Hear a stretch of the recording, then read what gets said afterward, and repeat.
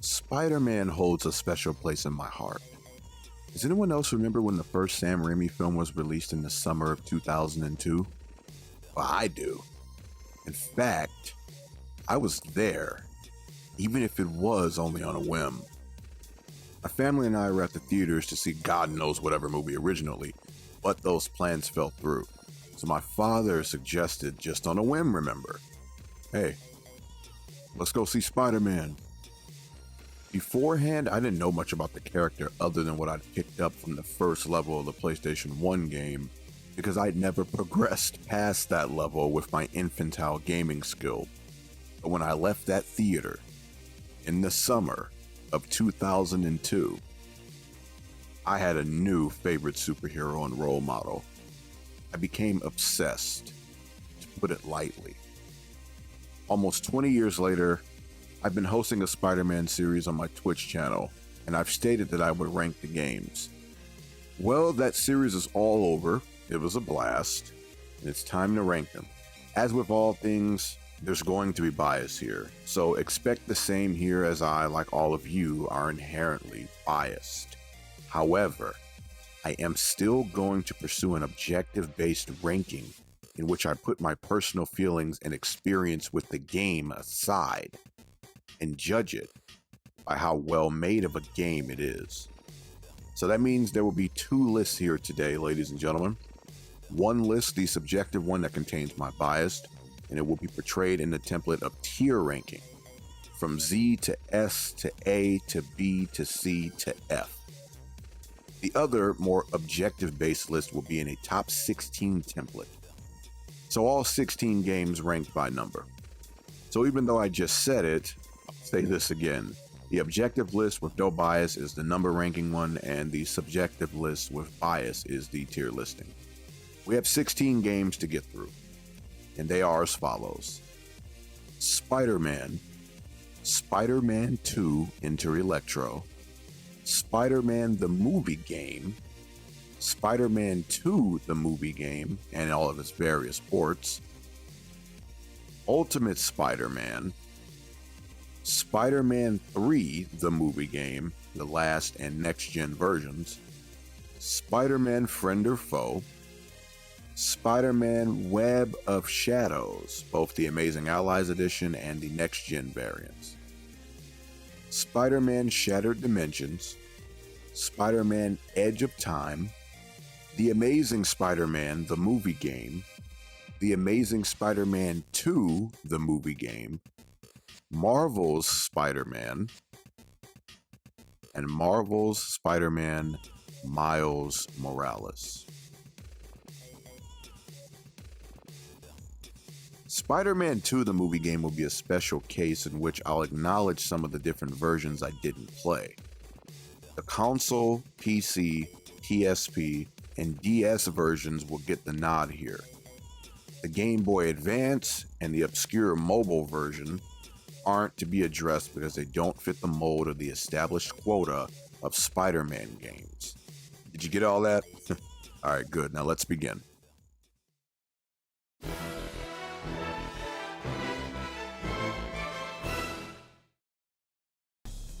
Now this isn't a console game, and I've never played it a day myself personally.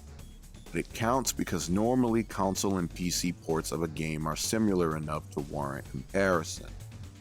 Usually with the PC port coming out on top. That and the console port was a massive success. This game?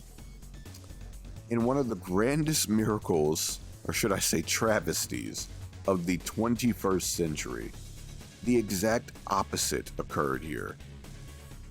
This is a PC port that's worse than the console version, and it's a bad movie game. I've still, to this day, no idea how they messed up this bad, but they did it. All they had to do was port the console version to PC and all would have been well. They could have even ported over the PSP version and it would have been better. On that note, Spider-Man 2's movie game has many different ports, all different from one another. There's a console version that I'm sure you know, it's the one that comes to your mind when you hear about this game. There's this horrible PC version that defies the norms of PC always having the better versions of games.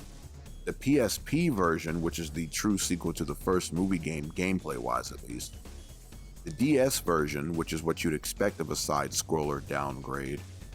And the N-Gage version, which is a Nokia phone edition that's alright for being an early mobile game. Honestly, the different ports deserve, and I hate saying that word, a video of their own, so I'll stick to the PC version for now. It's stiff, it's scripted, and it's stripped down. If you played the console version of Spider-Man 2, stay away from this version.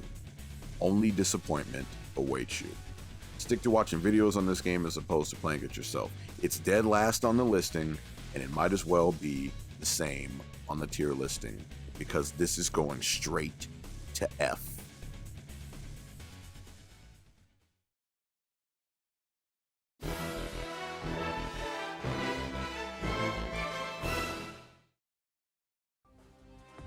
This one hurts. I've always had a soft spot for this game, and I often brag about it being the first game I ever Let's Played. Okay, it's the Charles Jackson. But if I'm going to be honest, it's the weakest of the console Spider-Man games. Repetitive gameplay, decent graphics, flat level design, and an overall underwhelming experience coming off the success of the sandbox-style games that began with Spider-Man 2 and improved with Ultimate Spider-Man and Spider-Man 3. The voice acting is okay, and at least the game is based heavily in the Sam Raimi verse. That's not enough to save it. Playing as Spidey's rogue gallery is an interesting concept, but wouldn't it have served better to have done this in the sandbox style? I mean, seriously, think about playing with Sandman, Rhino, Scorpion, and the many other villains in this game in an open world New York. That would provide endless avenues of fun. This could have gone down as the absolute and undisputed best Spider-Man game out of them all. It would have been Ultimate Spider-Man cranked up to 11. Unfortunately, that's not how it happened, and all we can do is wonder. Oh, and one more gripe. Why in the holy mother of holy ducks did they only include Electro and Carnage in the PSP version? That's silly and illogical. While I'm at it, why wasn't there a next-gen version of this game where they could have expanded on it further? You know, like how they did with Web of Shadows? Anyway, enough about this game. It's a C for me personally, and it's at number 16 here. On to the next.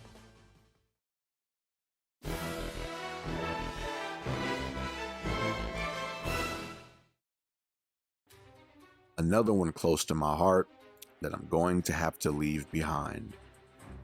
I've forgotten how funny the dialogue is and how linear the gameplay is. The ability to make choices, while not as broad as in the next-gen version, is still present and makes for some interesting outcomes. There isn't much to expect from a stripped-down version of the game, but this one still holds up well with satisfying beat-em-up gameplay and a varying setting. Give it a look before you judge it. That's what I got for you with this one. You'll be surprised at how much fun you can get out of this game. It's going into the B category for me. As a bonus, the Nintendo DS version of Spider-Man 2's movie game plays the same way and is similarly ranking alongside this game for me personally, especially considering that it was a prototype of sorts for the Amazing Allies edition of Web of Shadows.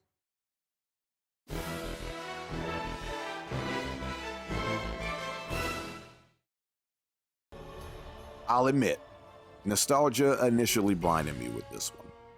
After playing through it again, it's taken some hits. While it is still a good game, it's clear as day they threw whatever they could together for the last-gen version. It's so noticeable that the PSP handheld version is better than the PS2 console version. Things have been stripped down a good deal from Spider-Man 2 and Ultimate Spider-Man. The graphics are passable and the environment is bland. But what about the gameplay? It's okay. By that I mean enough to make for an interesting experience.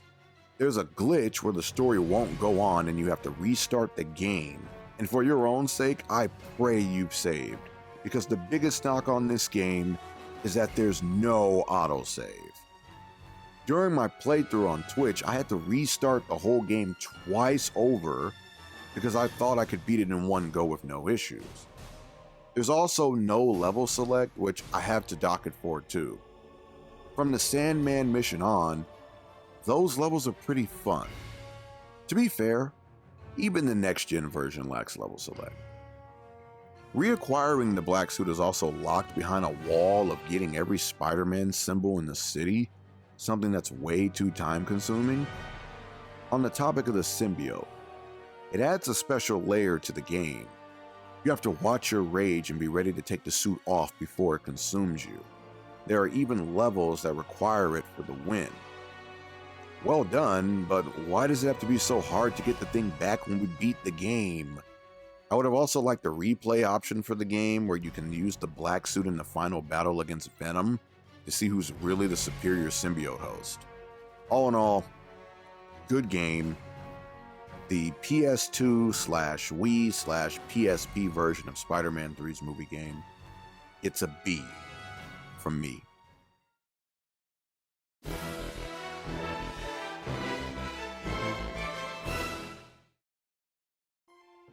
The first movie game is a shaky one for me. I could never beat it back in the day, and it even intimidated me. At one point, I couldn't even get past the warehouse where you chase down Uncle Ben's killer. This game was made in the mold of the PS1 Spider-Man games that came before it, but with next-gen level graphics. The combos are slick, swinging is slightly upgraded, and the overall controls are okay. The bosses have invincibility frames while you don't. What else is new? Something that will always drive me insane. I like the precedent that this one set of taking the movie story and expanding around it with other materials from Spidey's lore. This way, we get a vision of sorts of how Sam Raimi's iterations of certain villains would have gone down, since they didn't happen in the movies. The Vulture's hideout was a bit annoying, but once you get to the boss fight, you get to beat him down and it's rewarding as ever. There's a stealth factor too when you're in the shadows, and this is a necessity to master when you get to the ridiculously dreadful Oscorp levels. That terror drone thing was a real thorn in my side, and I even made a highlight of all my deaths and rage over on Twitch. Fighting the bosses is fun enough to warrant your mastery of the combos. Ben's killer, Shocker, Scorpion, Vulture, and the Green Goblin make for a good rogues gallery of battles, and if you like to play them at will, you can, because there's level select. There's also bonus minigames like bowling and some combat training. It's a decent experience that shifts from too easy at times to too hard at other times. The first movie game gets a B from D. Charles Jackson. As a bonus, the true sequel to this game, the PSP version of Spider-Man 2's movie game, ranks equally. It was essentially a reskin of the first movie game with elements from the console version of its namesake. Mysterio is an actual boss in this version as well. There's a decent upgrade system. There's additional cutscenes that look better than the in-game cutscenes from the console version. The game also ridded itself of the stealth elements from the first movie game, a definite plus for gamers. All in all, the game comes off as a hybrid, a bridge if you will, between the first and second console movie games. It is also the final link to the PlayStation 1 style of Spider-Man gaming.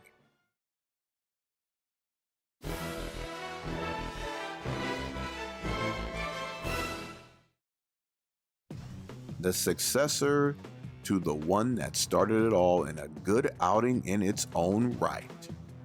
You may be wondering why it's so high up then. Well, despite its improvements, the game still feels like it's lacking something that the first had.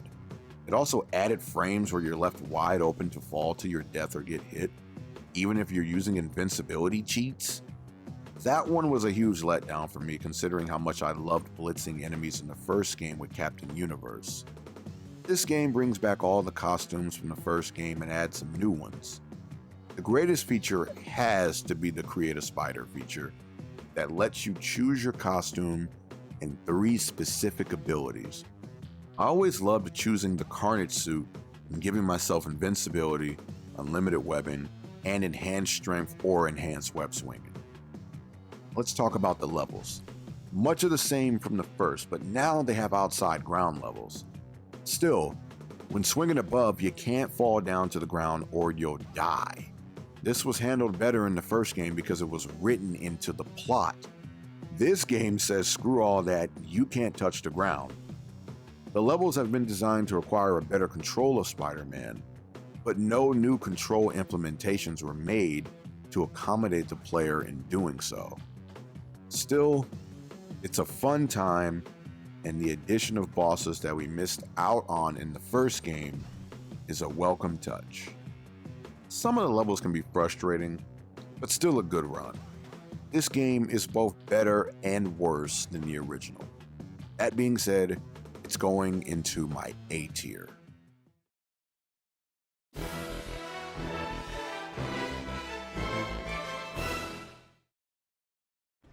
This one may ruffle some feathers, but someone's gotta do it. I personally did not like this game very much, outside of the noir missions. And no, I'm not a Batman fanboy by any means. That's a video for another topic.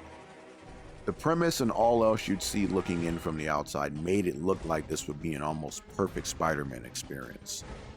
For a decade, I looked from the outside in and built certain expectations. Expectations that were shattered when I finally got around to playing the game, and I know that's mostly my fault as well. The graphics are cool and they hold up well. I didn't expect an open world experience with this game, or its sequel for that matter. I knew that much. However, there are some glitches that should have been found in testing or even patched out. This is a 7th generation based video game by which patches were becoming a norm. Maybe I was ready to be done with it, but I felt it dragged on a bit, especially in the last 2 levels.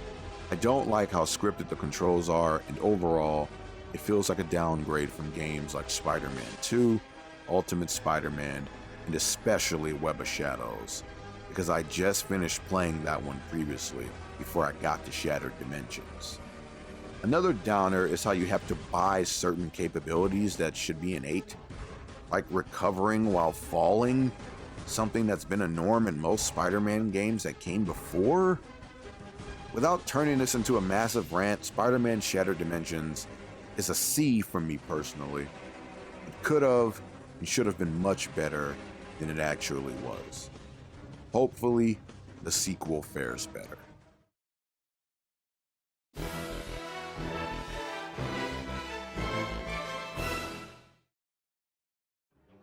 Well, speaking of the sequel, this one fares a bit better. The story is more centralized, hosting only 2 Spider-Men who are voiced by the 2 most popular voice actors at that. For those that don't know, that's Christopher Daniel Barnes of the 90s Spider-Man series and Josh Keaton of the Spectacular Spider-Man. The graphics hold up very well and could pass for being of today's crop. The controls have been switched up a bit and I prefer them in this game, honestly. Some of the combos I personally preferred were stripped from the last game, but this game has its own to show off. Still, the crowd control combos that were normal before are now a part of the adrenaline bar and can't be used as extensively as you'd like. Back to the story. They use it as a means of making the game harder by showing you easy routes and saying that temporal incursions are shifting things. I just find that really frustrating, especially when I'm speeding through and I get blocked by an invisible wall just so the game can make itself harder on me. It can be a little confusing as to where you want to go from time to time too. Worst of all was how you had to start all over again if you lost to a boss midway. These boss battles are long enough too, and they all have way too many invincibility frames for my liking. But they can hit you at any time. That's a problem because you get stuck in animation while you're down and take long enough to get up to where the boss can hit you again. Health can be scarce as well. Now, the last game had these issues too, might I add. I just didn't want to linger too long on it. And did I mention that the glitches are in this one too? That's right, they didn't game test well enough again. That's unforgivable, especially considering the only way to escape these glitches is to die or restart from the last checkpoint. Look, I'm already going off too long here. Edge of Time is better than its predecessor, but that's not saying much. I'll give it a B still.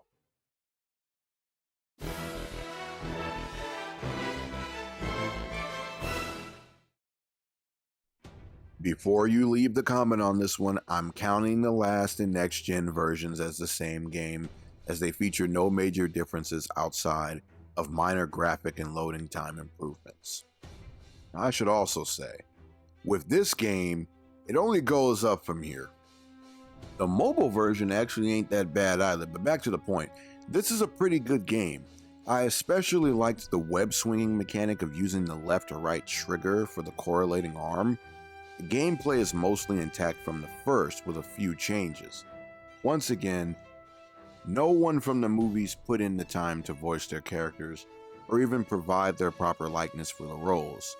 A personal bonus, for me at least, is the inclusion of Carnage as a villain, as he's my favorite symbiote, even if it doesn't really make too much sense to have him in when you don't have Venom.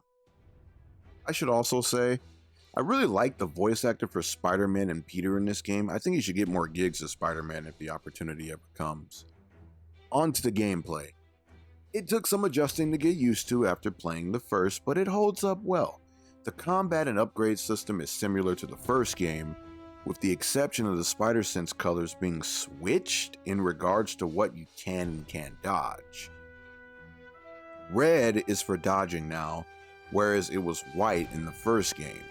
As was the case with Edge of Time, this game makes some of the features that were innate into upgrades, like throwing big items at groups of enemies.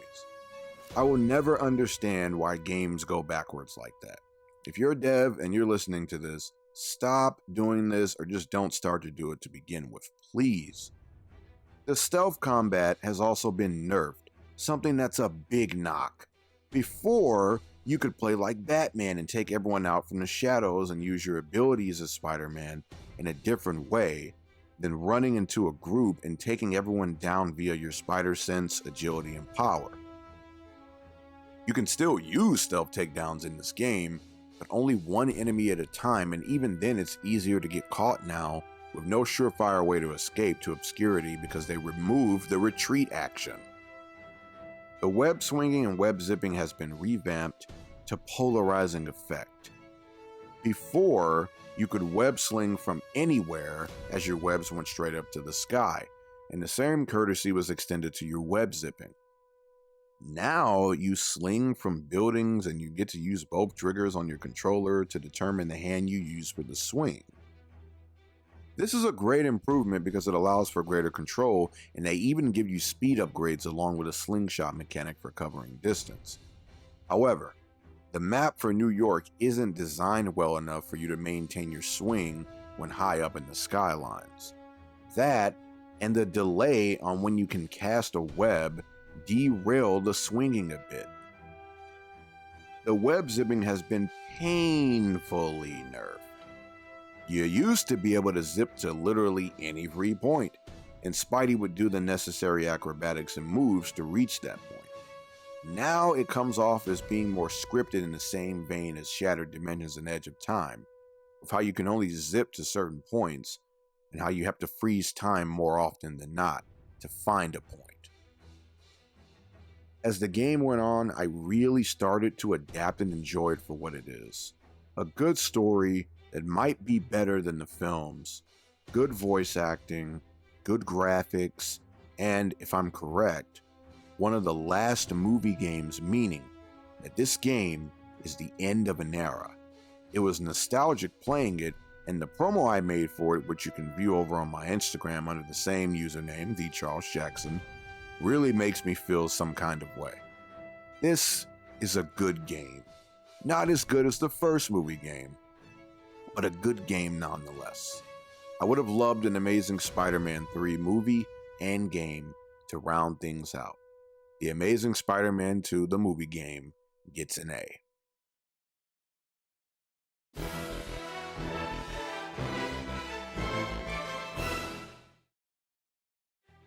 Bit of a love-hate relationship with this one. It's a good game, but it has some glitches and some broken mechanics that will kill your vibe. But again, this is one of the earliest games on the PS3. It came out in 2007. Some of the levels toward the end are borderline unfair and impossible without the perfect conditions too. That being said, I still love the game. It's the last hurrah from the Raimi cast, and they do a good job in voicing their characters. The game differs a bit from the last gen version too. The setting is done better in this version, and so is just about everything else outside of two things. The first is the black suit. In the last gen version, the symbiote was a part of the game's learning curve in that you had to pace your use of it and not be absorbed by it. In this game, similar to the movie, you keep it on as Spider-Man until he loses it later.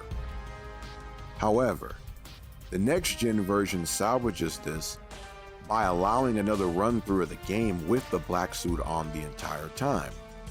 The last-gen version strips you of the suit and forces you to collect every figurine in the city before you can access it again. In this next-gen version, after you beat the game twice, you'll have the option to switch between the red and the black suit through the pause menu. The second thing this version of the game is lacking is the Mad Bomber rooftop battle and the Morbius storyline. The Morbius arc in particular was a great part of the last-gen version of the game that heavily involved the symbiote as a means of overcoming both Morbius and Shriek. The game manages to do the plot better than the film did, juggling a great rogues gallery into its world. The web swinging in this game doesn't get enough credit. You can really move in this game when you've got the momentum and your webs stick to the buildings. The web zip is almost as great as it was in Ultimate Spider-Man, having little to no limitations, especially in the black suit. You can even swing with both hands with the right button combos. Combat is good enough to pass, and as you upgrade, you can really do some massive crowd control damage. The black suit upgrades you in every way, turning you into a near unstoppable tank, though not to the extent that it does in the last gen version, where you get stronger as you use the suit. You can even play as the new Goblin in this game, and he's pretty fun to use.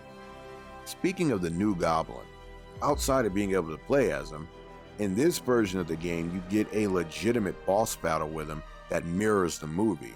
It can go on as long as you can prolong it. You guys can go all over the city. He will follow you no matter where you go trying to kill you. Whereas in the last gen version of the game, it was more so of a big quick time event. Like you stayed on the streets, maybe you went up toward buildings for certain parts, but that was it. The boss fights are fun, and you can even yo-yo Spidey in this game. Overall, it's an underappreciated outing that only lacks level select, and that's a problem because the levels at the end of the game, again, just like in the last gen version, are very fun, and it's a pain playing back up to that point just to play them again. Spider-Man 3's next gen version is going into my A tier.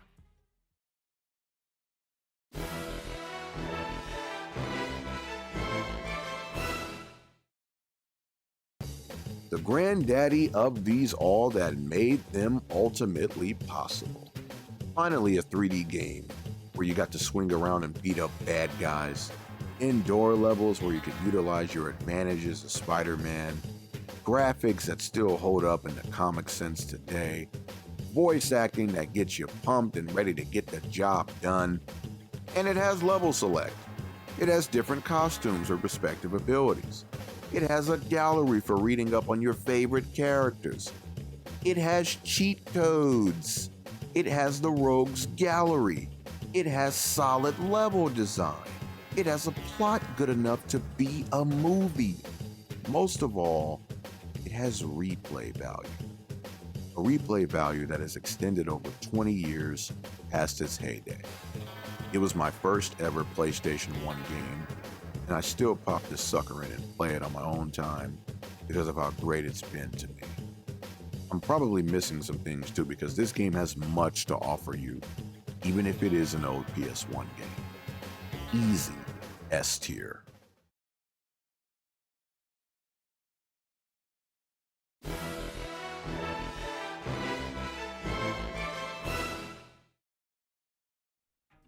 Hands down, the most underrated Spider-Man game out there. You'd think that being the third outing from Beenox after Shattered Dimensions and Edge of Time, that it would be stuck in that vein. But no! It transcends them both and goes in its own brilliant direction to every degree. The story takes place after the movie and provides us with insight as to what happened before. Remember that at the time of the game's release, it came out before the movie did. Only adding to the spectacle, upon seeing the movie, the game becomes even better. The gameplay is to die for. Before the PlayStation 4 Spider-Man game, this game was Spidey fans' versions of an Arkham game. Open world, amazing combat, solid use of webbing, reliable spider sense, perfect stealth utilization, a great rogues gallery, beautiful setting, brilliant fluent movement, immersive voice acting, gorgeous graphics, and much more. I love this game, and there's a reason it runs so expensive now. It's overlooked because of being a movie game for a bygone era of Spider-Man. But let me tell you, to bypass that wall and get this game for yourself.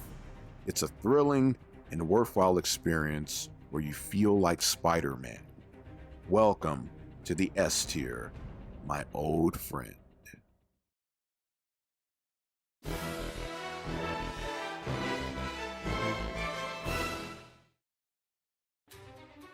Arguably the best Spider-Man game there is, especially considering that it was the last one that all gamers got to experience.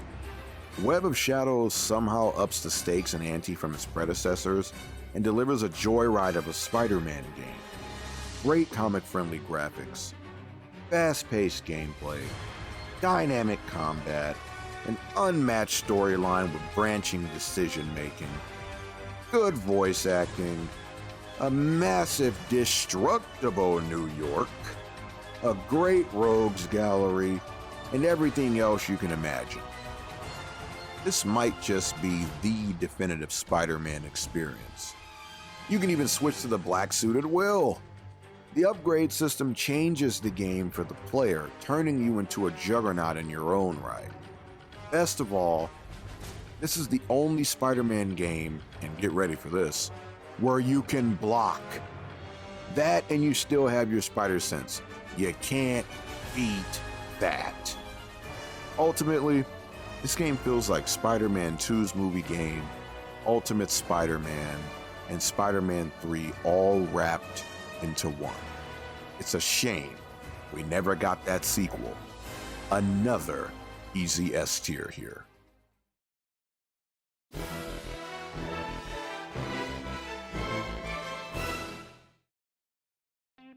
What do you get when you smash Spider-Man 2's movie game up with Hulk Ultimate Destruction? You get this. Oh my goodness. They did their thing with this title. I remember seeing it advertised in gaming magazines back in 2004 as coming in 2005 with a still image of Spidey swinging through New York. Super Bam Bam and I were pumped. It came out and surpassed our expectations. The movement is fluid, the combat is impactful, the story is brilliant, the voice acting engages you, the setting immerses you, and the graphics still hold up, considering they're meant to look like a comic. You feel like you're playing multiple issues in the Ultimate Comics with this game. Even the music is all that. I know you hear it in the background right now, it's my favorite one. Playing as Spider-Man is slick and smooth. You can do what a spider can, and that's all we ask. Playing as Venom is like playing a different game. You might as well be the Incredible Hulk with all the chaos you can cause, and you can expect some challenging fun. The suit is always consuming you, so you have to feed it by draining the life force from others. You have a massive leap and an assortment of moves to use against unfortunate enemies. The game only gets better as you get in deeper, and the final 2 levels are apex Spider-Man gaming. This game is what we want from every game we get. Fun factor. It's worth noting too that this game is my own personal favorite of all the Spider-Man games. Also, you often hear me talk about how Friend or Foe was the first game I Let's Played. However, Friend or Foe was not the first game I played for YouTube or online. That was this game, Ultimate Spider-Man, back in 2009. Hey, I'm the Charles Jackson. Ultimate Spider-Man is an S. It would be a Z, but that's a category I'm leaving all to itself, putting my bias aside, remember, if you know what I mean. I don't want to oversaturate the Z tier.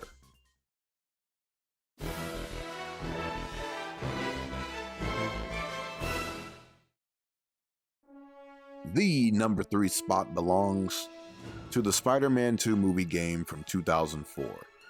This game had zero business being as innovative, immersive, and flat out good as it was and still is. We could not believe it back then, and we almost still can't believe it so many years later.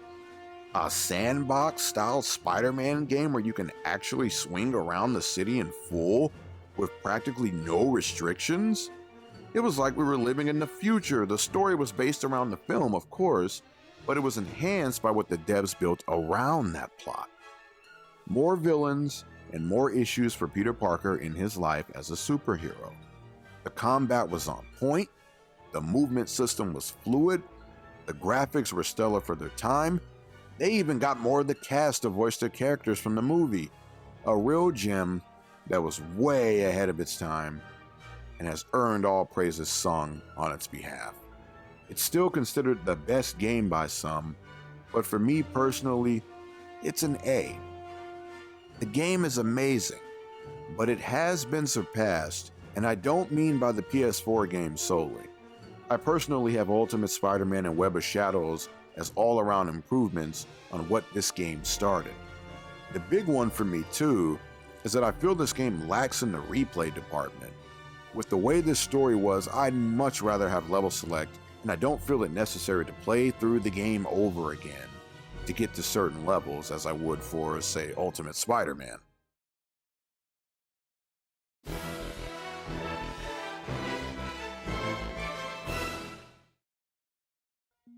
Surprisingly sitting at the number 2 spot as opposed to number 1 is Marvel's Spider-Man Miles Morales, the sequel of sorts to Insomniac's first Spider-Man outing. Given that you're playing as a different, less experienced Spidey, it's expected that the gameplay would be shaken up. The plus side is that you get some bonus powers that Peter Parker doesn't have, but at the cost of Parker's fighting experience, web-swinging ability, and gadgets. It seemed like an excuse to nerf things down, a good one, but still an excuse. The game also has a few glitches and issues that weren't present in the first. If I'm being honest, the game feels more like it should have been an expansion pack to the first game, as opposed to being a new game of its own. The story, characters, and just about everything else is on point, but there's something missing from this sequel. Something that's hard to put into words. It's like how Inner Electro feels both better and worse than the first PS1 Spider-Man game. The PS4 and PS5 versions are only differentiated by the graphic quality and load times. Apex Spider-Man gaming here still, but a subtle step down from the first of its kind. The next game, however, is looking to be the best yet, and we're all waiting by the day. Miles Morales gets an A and not an S for the reason that I have no real desire to play it again.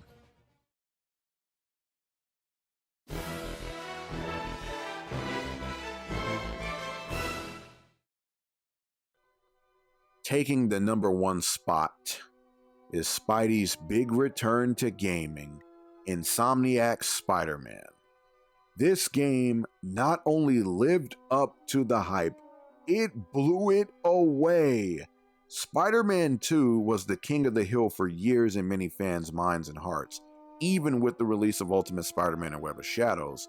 But this game promised and delivered the best Spider-Man experience. The devs looked back at the best the past Spidey games had to offer and gave it their own distinct touch to go. The story, the characters, the gameplay, the graphics, the DLC, everything in this game is cranked up to 11 from the games of the past, as those limitations are long gone. You almost forget those limitations even existed. I remember the level they showcased before release with the helicopter, and everyone, including myself, criticized it for appearing scripted. Many were excited for the game, and many others were both speculative and cynical. Spider-Man 2 set the bar so high that we never thought anything could surpass it. I'm glad to report that this game did the impossible.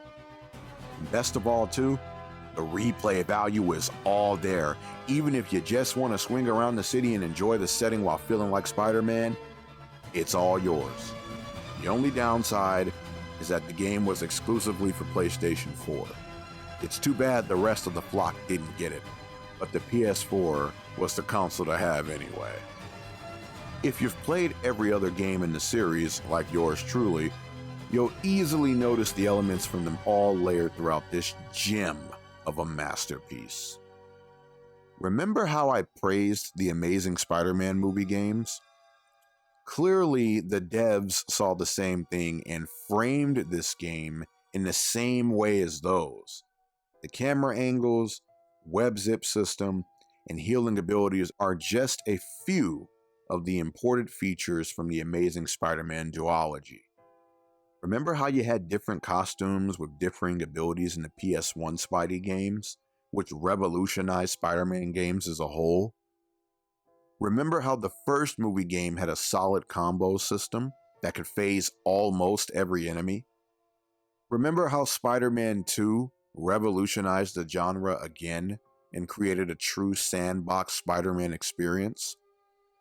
Remember how Ultimate Spider-Man improved on Spider-Man 2 with better controls and new mechanics for combat and web swinging? Remember Spider-Man 3's police dispatch lady, its QuickTime events, and its huge map of New York? Remember Friend or Foe's wide variety of characters and broad lore connected to other Spidey mediums? Remember Web of Shadows' hilarious dialogue, brilliant upgrade system, destructible environment, and fast-paced action? Remember how Shattered Dimensions birthed a new Spider-Man storyline that affected actual canon while also showing the effectiveness of linear leveling? Remember how Edge of Time innovated Spider-Man storytelling and produced timeless graphics while honing what its predecessor did? Remember how The Amazing Spider-Man gave players a smooth experience where you felt completely in control? Remember how The Amazing Spider-Man 2 revamped web swinging and added a healing ability? Yeah, me too. And this game does all of that, but better. And that wasn't even everything I just said there. I could make a video on all of the things they brought over and made better, and I haven't even touched on the things that they added themselves. These new features include the free fall, the cinematic parkour, the liveliest open world we've ever had, and so much more. It's unanimous. Everyone loves this game, and rightfully so. The only question is if it's better than its sequel Miles Morales, but that's all up to the individual player. On the subjective tier, this is the one. This game is the one and only Z for TCJ, the undisputed king of Spider-Man games and it looks to be holding that title for a long time to come, at least until the true sequel comes, which I've got to say I'm very excited for, because I hear we're going to be able to play as Peter and Miles, and much more is coming.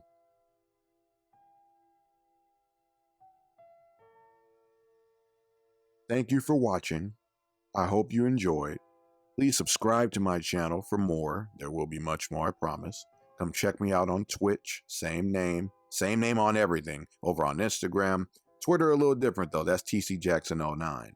I'll see you next time, all right? This video is long overdue too. I was supposed to rank these games after I finished the series way back in, I believe it was the end of April is when I finished Miles Morales. I'll let you know right now, I am currently recording this at 8:30 in the morning. I'm ending right now on September 5th, and I finished this at the end of April, but it is what it is, right? I'll see y'all next time, and I hope y'all are enjoying that 70s heavyweight division too. That took forever. After this video, I'll probably make another boxing video. It'll probably be on something to do with the 80s is all I'm gonna say. All right, this has been, we're gonna do it different this time. Oh geez, remember this. The Charles Jackson, bitch. All right, peace.